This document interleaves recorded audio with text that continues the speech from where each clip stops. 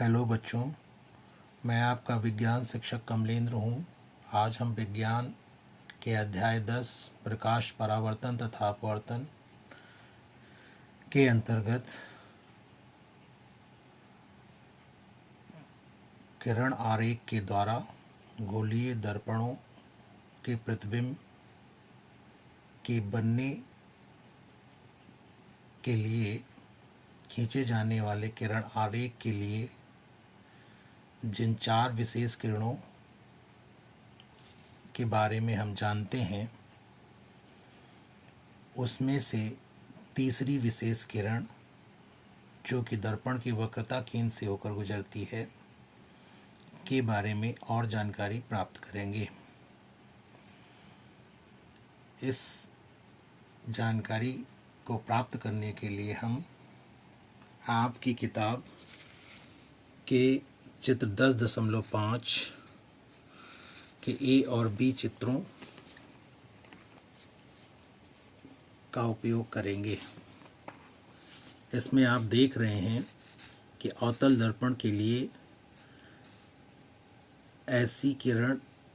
आपतित किरण प्रकाश की ऐसी आपतित किरण ली गई है जो उसकी वक्रता केंद्र से होकर गुजरती है, और उत्तल दर्पण के लिए ऐसी आपतित किरण ली गई है जो उत्तल दर्पण पर इस प्रकार आपतित हो रही है कि जैसे वह उत्तल दर्पण की वक्रता केंद्र की ओर आ रही हो। ऐसा प्रतीत हो रहा है कि वह उत्तल दर्पण के वक्रता केंद्र की ओर आती हुई प्रतीत हो रही है।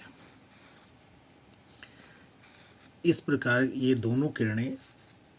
जब परावर्तित होती हैं तो उत्तल दर्पण के लिए इस प्रकार वक्रता केंद्र से होकर आपतित होने वाली प्रकाश की किरण अवतल दर्पण से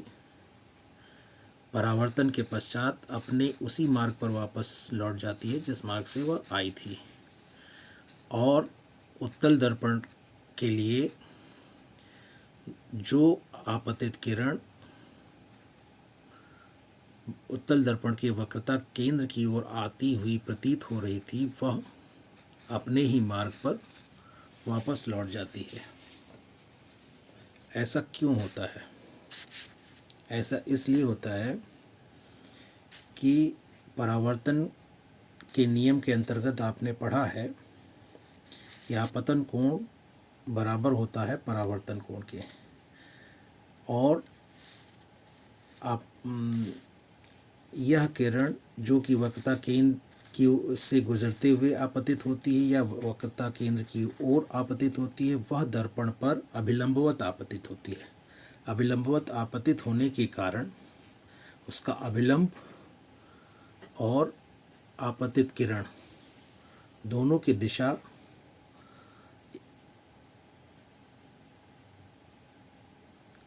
इस तरह से होती है कि उस स्थिति में आपतन कोण 0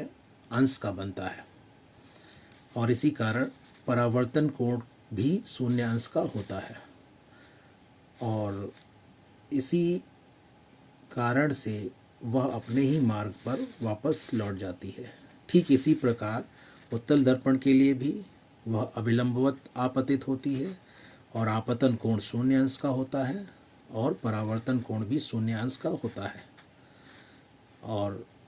इसी कारण वह अपने मार्ग पर वापस लौट जाती है। इसको हम इस तरह से लिख सकते हैं कि इस स्थिति में कोण I यानी आपतन कोण बराबर कोण परावर्तन कोण, आपतन कोण बराबर परावर्तन कोण, और ये दोनों ही कोण 0 अंश के बराबर होते हैं। इस वीडियो में बस इतना ही। धन्यवाद।